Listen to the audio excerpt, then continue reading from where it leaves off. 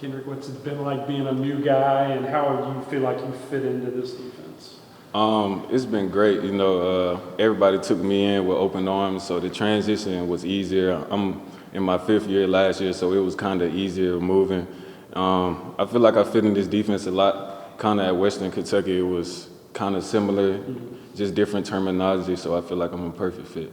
What were you looking for when you were in the portal in terms of, like, were you looking for that? Were you looking for a good fit, or what specifically were you looking for? That was the number one thing. I would say fit, and I guess I just wanted to, at Western, my head coach was kind of the offensive guy, and I see how hands-on he was with the offense, so I kind of wanted to go somewhere where I had a defensive coach and had hands on the defense, and we all know about Coach Aranda, so that was all great.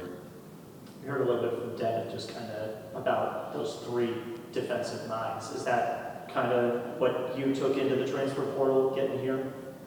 I would say a little bit, but it was a lot of different factors that I had to factor in. Just not just going somewhere because it's a big school or something like that. So just like I said, just fit. When I was on my visit, just felt at home. And one of the biggest slogans here, like person over player, and that was really big to me. Like I said, going into my last year, that's real important for me. Has anything about that group surprised you or stood out, maybe aside from yourself? Who has stood out to you among that group this spring? Yeah, my first day in, I'm thinking everybody was old, how big they were, you know what I'm saying? It's a young group, but they were all big. I would say Carl. Carl is a guy how young he is. He's definitely going to be a big-time player. He is a big-time player, and just to see how he works every day.